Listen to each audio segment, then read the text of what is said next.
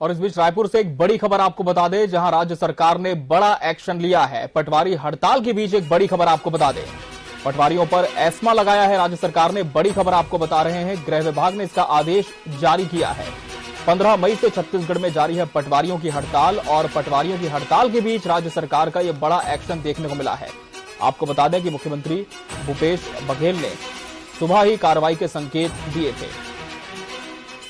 तो पटवारियों की हड़ताल को आज 25वां दिन हो चुका है, और इस बीच एक बड़ी खबर आपको बता दें, पटवारियों पर एस्मा लग चुका है। एक बड़ी कार्रवाई शासन की तरफ से देखने को मिली है।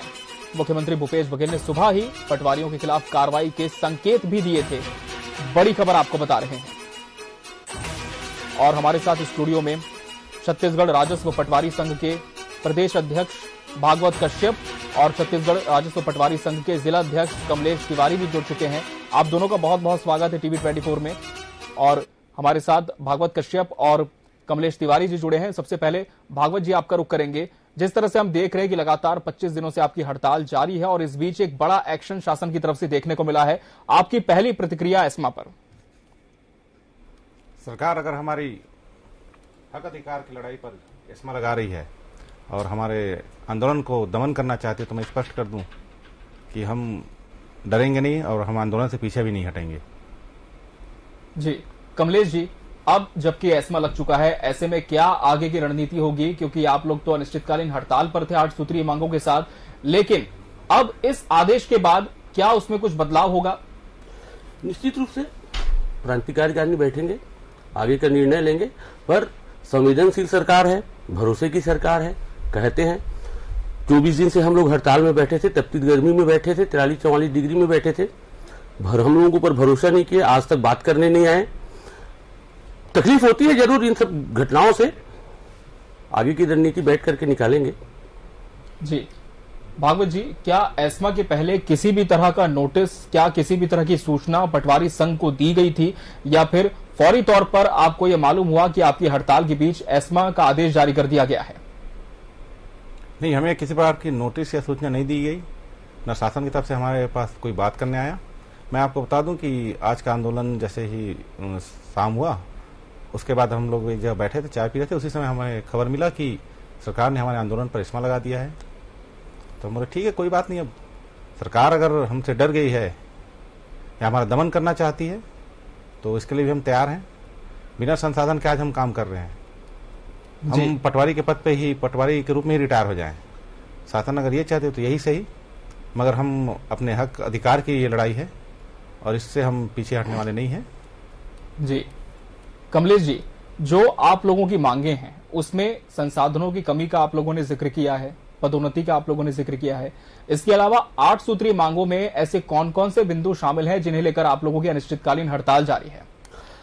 हम लोगों का 8 सूत्री मांग ऐसी मांगे हैं जिसमें मैं फिर से बोलूंगा कि वित्तीय भार आना नहीं है।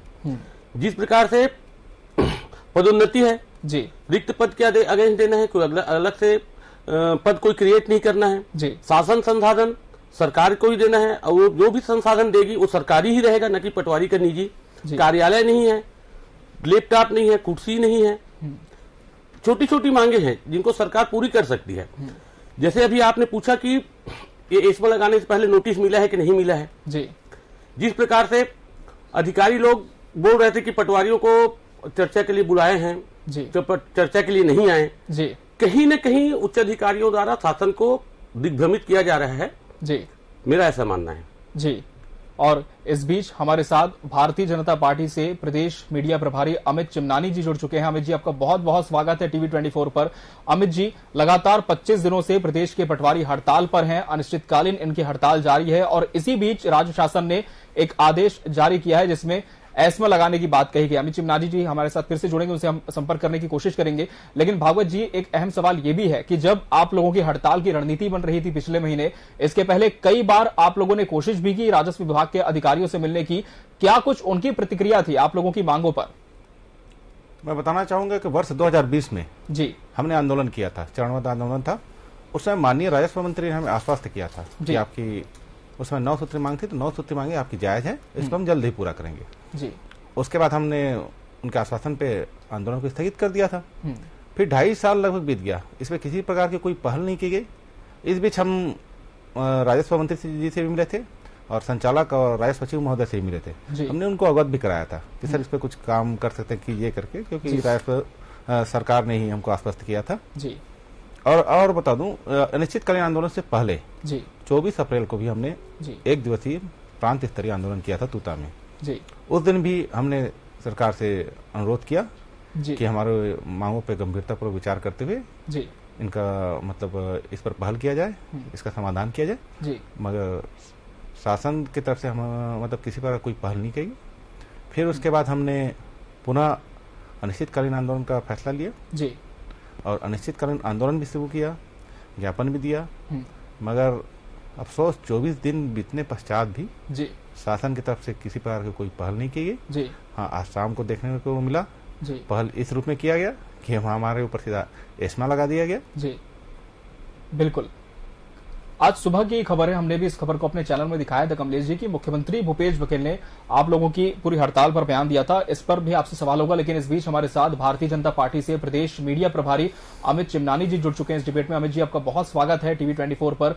अमित जी, लगातार 25 दिनों से छत्तीसगढ़ के पटवारी अनिश्चितकालीन धरने पर बैठे हैं 8 सूत्री मांगों को लेकर, और इस बीच आज सुबह ही मुख्यमंत्री ने कार्रवाई के संकेत दिए थे और अब एस्मा भी उनकी हड़ताल पर लग चुका है, यानी कि 3 महीने का अल्टीमेटम उन्हें दिया गया है कि काम पर लौटे, नहीं तो कार्रवाई होगी। किस तरह से इस पूरी प्रक्रिया को आप देख रहे हैं, ये जो आदेश जारी हुआ है?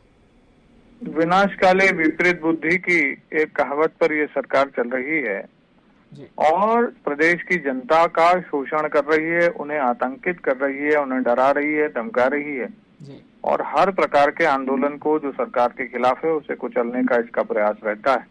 छत्तीसगढ़ में अघोषित आपातकाल है, सरकार के खिलाफ कोई बोल नहीं सकता, कोई आंदोलन नहीं कर सकता, कोई अपनी मांग नहीं रख सकता। यहाँ तक कि अगर मीडिया भी सरकार के खिलाफ कुछ बोलता है तो उन्हें भी झूठे केसों में फंसा दिया जाता है। तो ये चलाचली की बेला में आ गए हैं और इनका दिमाग अब काम नहीं कर रहा है, इसीलिए इस प्रकार का आचरण कर रहे हैं। बिल्कुल अमित जी, प्रदेश अध्यक्ष और भाजपा सांसद अरुण साव जी भी पटवारियों के धरना स्थल में पंडाल में पहुंचे थे। बीते दिनों की बात है जब पटवारियों की मांगों से वो अवगत हुए थे और उनकी मांगों का समर्थन किया था, लेकिन अब जब एस्मा लग चुका है तो किस तरह से एक विपक्ष के नाते बीजेपी इन पटवारियों के साथ होगी? बस अभी ही नेता प्रतिपक्ष श्री नारायण चंदेल जी ने भी इनके समर्थन में अपना एक वक्तव्य जारी किया है और उनके साथ जो अन्याय हो रहा है उसके खिलाफ आवाज उठाई है।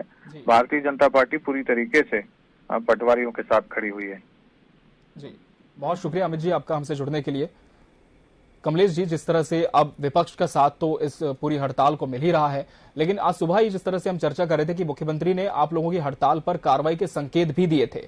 अब हो ये रहा है कि सरकारी नौकरियां जो हैं उनके विज्ञापन लगातार आ रहे हैं और रोजगार कार्यालय में जो युवा है उनकी लंबी कतार देखने को मिल रही है। बहुत सारे ऐसे दस्तावेज हैं जो सिर्फ और सिर्फ पटवारी ही बना सकते हैं, लेकिन अब चूंकि आप लोगों की आईडी ब्लॉक कर दी गई, जो तहसीलदारों की आईडी बनी है उससे काम करवाने के निर्देश जारी किए गए हैं, लेकिन क्या आपको लगता है कि अब ये जो काम है उसमें कहीं ना कहीं बाधा आ रही थी, इसी के चलते अब एक दबाव बनाने की कोशिश है? ये निश्चित रूप से हम लोगों के हड़ताल से काम में बाधा आ रही थी, काम पूरा नहीं हो रहा था, पटवारी कार्यालयों में ताले लगे हुए थे।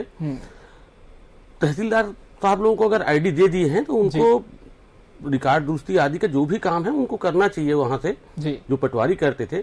पटवारी क्योंकि तहसील में लैपटॉप, कंप्यूटर, नेट सबकी सुविधा है, वहां से कर सकते हैं। पटवारी कार्यालय में ये सब चीज की सुविधा है ही नहीं, पटवारी कैसे करेंगे? दूसरी बात, पुनः बोलना चाहूंगा कि उच्चाधिकारी लोग शासन को दिग्भ्रमित कर रहे हैं, पटवारियों की सही समस्या के बारे में जानकारी नहीं दे रहे हैं जी। अगर माननीय लोगों को अगर पता चल जाएगा कि पटवारियों की ये समस्या है तो निश्चित रूप से वो हमारी मांगों पे विचार करेंगे जी। बिल्कुल भागवत जी, लेकिन बड़ा सवाल ये है कि लगातार तो मीडिया के माध्यम से भी आप लोगों की जो हड़ताल है उसका कवरेज हो रहा है, अखबारों में, टीवी चैनलों के माध्यम से। हमारा चैनल भी खुद लगातार आपकी इस हड़ताल का कवरेज कर रहे हैं। तो 8 सूत्री जो आप लोगों की बुनियादी मांगे हैं वो तो कहीं ना कहीं सरकार तक पहुंच रही है, लेकिन फिर बाधा कहां पर आ रही है? क्या सिर्फ उच्चाधिकारी नहीं पहुंचा पा रहे सरकार तक आपकी बात, या फिर आप मानते हैं कि कोई और बात भी है बीच में जिसके चलते आप लोगों की मांग पर संज्ञान तो नहीं लिया गया लेकिन कार्रवाई का आदेश जरूर जारी कर दिया गया? जाहिर सी बात है जी, अत्यंत हास्यास्पद है जी। मैं तो ये कहना चाहूंगा कि हमारे जो राजस्व सचिव महोदय हैं और संचालक महोदय हैं जी, कहीं ना कहीं सरकार को दिग्भ्रमित कर रहे हैं, शासन के खिलाफ हैं जी, इसलिए वो ऐसा रुख अख्तियार लेकिन क्या हड़ताल के पहले उनसे आप लोगों की मुलाकात हो पाई थी? कई बार मुलाकात हुई, लेकिन जस्ट हड़ताल से पहले नहीं हो पाई जी। हम मिलने गए थे, उनको हमने पर्ची भिजवाया, मगर उन्होंने मिलने से इनकार कर दिया जी। क्या ये जानते हुए मिलने से इनकार किया कि प्रदेश के पूरे पटवारी हड़ताल पर चले जाएंगे? हाँ बिल्कुल, जाहिर सी बात, उनको जानकारी था जी, उसके बावजूद उन्होंने इनकार कर दिया जी। तो अब आगे किस तरह की रणनीति आप लोगों की होगी, क्योंकि एस्मा लगना कोई छोटी बात नहीं है। हालांकि आप लोगों का कहना यही है कि 8 सूत्री मांगों के साथ आगे प्रदर्शन जारी रहेगा, लेकिन कल अगर आप लोग प्रदर्शन पर जाते हैं और कोई स्थिति वहां पर उत्पन्न होती है तो क्या तैयारी है? क्या न्यायालय की शरण भी आप ले सकते हैं? जी नहीं, हमें सरकार पे भरोसा है, न्यायालय की शरण हम अभी नहीं लेंगे जी।